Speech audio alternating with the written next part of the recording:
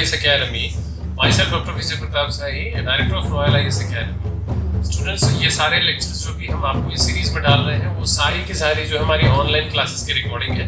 आगे आने वाली जितनी भी क्लासेस होगी हम सभी उनकी ऑनलाइन सीरीज आपको डालते रहेंगे और आप सभी को इससे डेफिनेटली बहुत बेनिफिट होगा। Thank you. देखिए 1909 काउंसिल एक्ट, इसको मार्ले मिंटो रिफॉर्म के नाम से जानते हैं।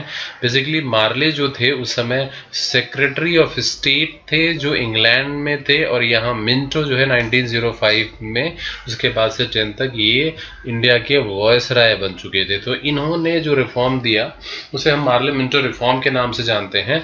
अब मार्ले मिंटो रिफॉर्म यानी ये सुधारात्मक गतिविधियां जो ब्रिटिशर्स के समय से, ब्रिटिशर्स में कैसा था कि वो अब जो है एक पीस एडमिनिस्ट्रेशन की बात कर रहे थे, गुड गवर्नेंस की बात वो कर रहे थे। तो इसके लिए गोपाल कृष्ण गोखले, जैसे उस समय मॉडरेट्स का पीरियड था, 1905 में ही जा करके मार्ले से पहले ही मिल चुके थे। और उनका ये था कि ब्रिटिशर्स से ये उन्होंने रिक्वेस्ट किया था कि जो अब काउंसिल है उस काउंसिल में नंबर्स ऑफ इंडियंस के जो नंबर्स हैं उसको बढ़ाया जाए। तो नंबर्स ऑफ इंडियंस अगर इंक्रीज होंगे तो उसका सीधा बेनिफिट जो है वो इंडियंस को जाएगा। और उस समय जो 1885 के बाद से पॉलिटिकल एक एनवायरनमेंट जो बनने लगा था, लोगों को एक अवेयरनेस आने लगी थी और इसमें वो मैक्सिमम रिप्रेजेंटेशन जो है इंडियंस का चाहते थे।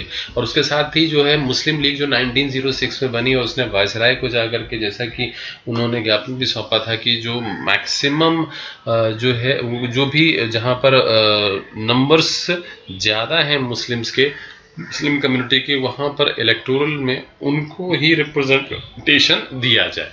तो इन दिनों को, इन को लेकर के ही ये सुधार जो है वो आया था। आइए देख लेते हैं यहाँ पर क्या क्या खास और सुधार किए गए थे। जैसे इसमें बैकग्राउंड क्या है कि 1909 में जैसे यहाँ बताया गया है कि पॉलिटिकल कॉन्शियसनेस, लोगों के अंदर चेतना जो है पॉलिटिकल जो है आ चुकी थी। लोग अब समझ चुके थे कि किस तरह से अपने हितों को पूरा करवाया जा सकता था। मॉडरेट्स का भी पीरियड उस समय था, लेकिन 1909 एक्सट्रीमिस्ट काफ़ी आ चुके थे। तो अब इसकी वजह से एक प्रेशर था ब्रिटिशर्स के ऊपर कि अब कोई ऐसा रिफॉर्म लाना है जिसमें जो है इंडियन्स का पार्टिसिपेशन मिल सके।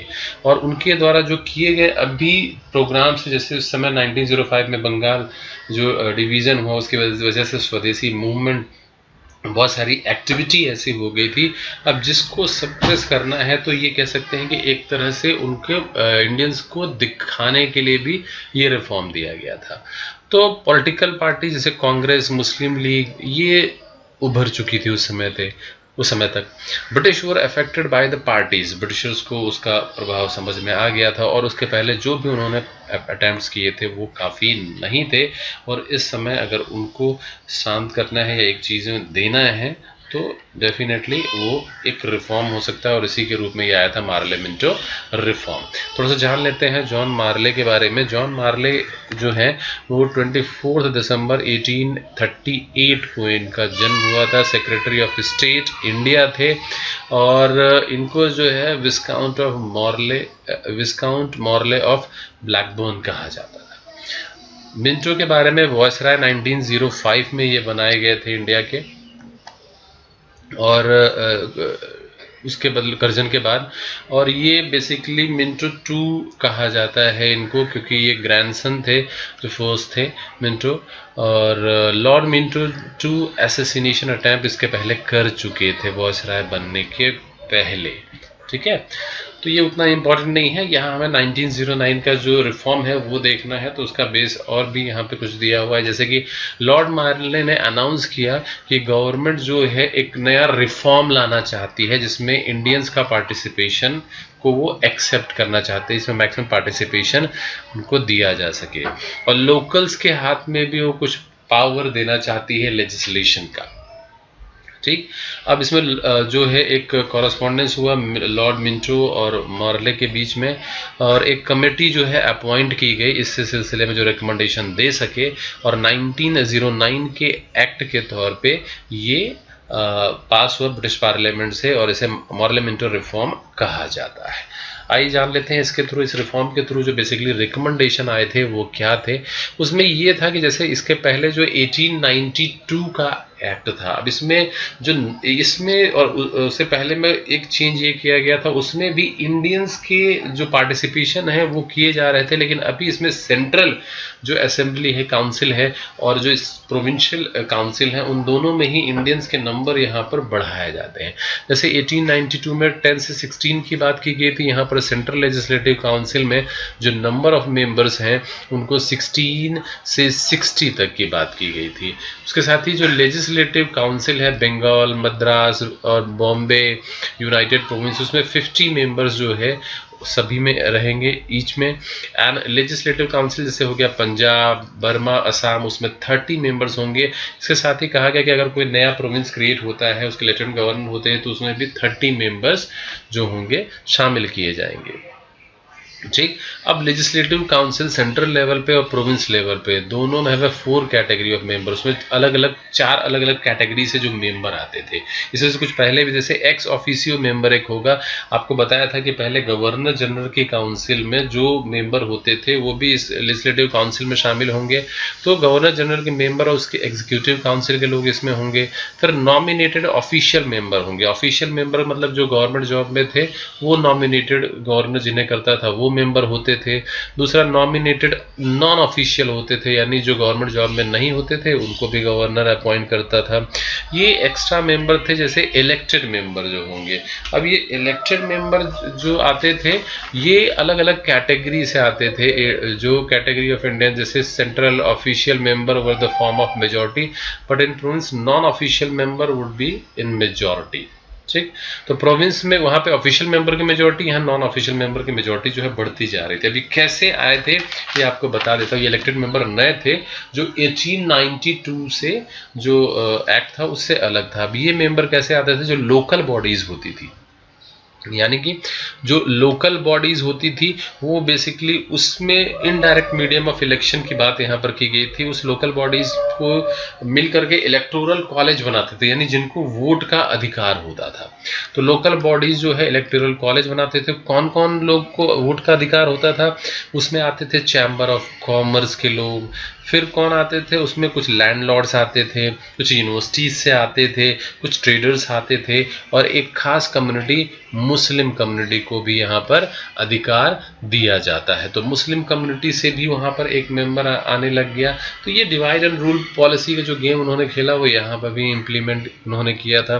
तो ये सब मिलके इलेक्टोरल कॉलेज बनाते थे और इनसे मेंबर जो चुन के जाते थे वो प्रोविंशियल लेजिस्लेटिव में, ये प्रोविंशियल लेजिस्लेटिव में जाते थे, और प्रोविंशियल लेजिस्लेटिव से ही मेंबर जो है उनके बीच में से चुन करके सेंट्रल लेजिस्लेटिव के लिए जाते थे। यानी लोकल बॉडीज इलेक्टोरल कॉलेज आते थे, उसमें अलग अलग जगहों से चैम्बर ऑफ कॉमर्स, लैंडलॉर्ड्स होते थे, यूनिवर्सिटीज से आते थे, ट्रेडर्स होते थे, मुस्लिम कम्युनिटी, ये लोग इलेक्टोरल कॉलेज से, इसमें से प्रोविंशियल काउंसिल और प्रोविंशियल काउंसिल से सेंट्रल काउंसिल के में जो इलेक्टेड मेंबर पहुंचते थे। तो इस तरह से इलेक्टेड मेंबर्स के नंबर जो है यहाँ पर बढ़ाया गया, जिसमें प्रोविंशियल काउंसिल में ज़्यादा नॉन ऑफिशियल मेंबर थे और ऑफिशियल मेंबर जो है ज़्यादा सेंट्रल काउंसिल में किए गए।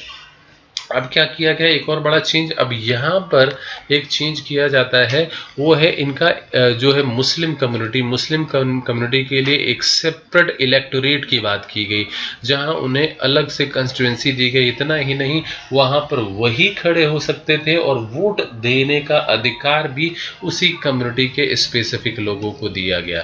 तो यह इसलिए इसे डेफिनेटली यही, इसके लिए ही मुस्लिम लीग जो गई थी उनको जितना था उससे ज़्यादा ही चीज़ें उनको मिल गई, तो वो काफ़ी इससे डेफिनेटली खुश होंगी। फिर the member of legislative council को ये परमिट कर दिया गया कि वो बजट के ऊपर डिस्कशन कर दे। अब पहले बजट के ऊपर डिस्कशन पहले भी करा गया था, लेकिन वो क्वेश्चन पूछ सकते थे, लेकिन पहले कैसा था, सप्लीमेंट्री क्वेश्चन का अधिकार नहीं दिया गया था। सप्लीमेंट्री क्वेश्चन का मतलब मान लीजिए बजट आया, उसके ऊपर किसी ने कोई क्वेश्चन रेज किया तो उसका वहां से आंसर आ जाएगा, यहां तक अगर सीमित है। लेकिन अब क्या है, उसका आंसर आया, अगर उससे सेटिस्फाइड नहीं है तो फिर और भी क्वेश्चन यानी सप्लीमेंट्री क्वेश्चन उनसे रेज किया जा सकता था। तो ये अधिकार जो है ये परमिट कर दिया गया। फिर इसके बाद तो ये जो तीन जो खास है ये इंपॉर्टेंट थे जो अभी दिए गए। फिर है the secretary of state India को ये एम्पावर किया गया कि वो नंबर जो है एग्जीक्यूटिव काउंसिल के इंक्रीज कर सकते हैं मद्रास और बॉम्बे के। इसके अलावा 2 इंडियंस नॉमिनेट होने लगे council of secretary and state of Indian affairs में। द गवर्नर जनरल को ये एम्पावर कर दिया गया कि वो एक इंडियन को एग्जीक्यूटिव काउंसिल में नॉमिनेट कर सकता है। तो ये उतने इम्पोर्टेंट नहीं है। तो ऊपर के 3 बहुत इंपॉर्टेंट जो अक्सर पूछे जाते हैं, जैसे पूछा गया प्रीलिम में क्वेश्चन है कि पहली बार जो है किस रिफॉर्म को जो है बेसिकली कम्युनल जो है उसका बेस रखा गया, तो ये था वो मार्ले मिंटो रिफॉर्म, जो एक निगेटिव वो है। रिएक्शन क्या था इसमें कांग्रेस का? कांग्रेस में जैसे कि आपको बताया 2 अलग अलग धड़े थे, मॉडरेट और एक्सट्रीमिस्ट। तो मॉडरेट जो रिफॉर्म के लिए जा रहे थे, जो उन्होंने बात करी थी उससे वो खुश थे। तो मॉडरेट्स को कहा कि हाँ ये बहुत अच्छा रिफॉर्म है, इससे अनार्की और चाउस को या अराजकता और गड़बड़ी को रोका जा सकता है। दूसरी तरफ एक्सट्रीमिस्ट तो बिल्कुल भी इससे संतुष्ट होने वाले नहीं थे, क्योंकि वो तो स्वराज की बात करते थे। तो ये अलग अलग कांग्रेस में जो लोग थे उनका ओपिनियन था। उसके साथ ही जो मुस्लिम लीग का रिएक्शन क्या था, तो मुस्लिम लीग डेफिनेटली खुश होगी, क्योंकि उन्होंने पास भी किया था रिजोल्यूशन कि वो गवर्नमेंट में शामिल होंगे और उसके साथ ही एक ब्रिटिशर्स के साथ एक अलग सा एक रिलेशन जो है उनका क्रिएट करेंगे। और ऐसा उन्होंने दिल्ली सेशन में भी 1910 में उन्होंने पास किया था। तो उससे वो काफ़ी खुश थे, क्योंकि उनको अलग इलेक्टोरल दे दिया गया था। कंक्लूजन इसका क्या हो सकता है? जैसे कई डीमेरिट्स थे इसमें, इस क्लॉज के। जैसे डीमेरिट्स आपने देखा ही कि किस तरह से इसमें एक डिवाइड एंड रूल को उन्होंने पूरी तरह से एक तरह से स्टैंप आउट कर मुहर लगा दी। उसके साथ ही उसके बावजूद इसमें रिफॉर्म का जो contribute and offer space of political development, यहाँ पर पॉलिटिकल डेवलपमेंट का एक उन्होंने स्पेस दिया, एक नई शुरुआत की। उसके साथ ही the Indians of the inclusion of Indians का जो हुआ काउंसिल में एक ये बड़ा एक्सपीरियंस था इंडियंस के लिए, ठीक। तो वो लेजिस्लेटिव काउंसिल के पार्ट बन सके। फिर in constitutional evolution of India the act of 1909 जो है वो इसे कहते हैं open the door of real politics की शुरुआत माना जाता है, ठीक। तो ये हमारा था 1909 एक्ट जिसको लाया गया था।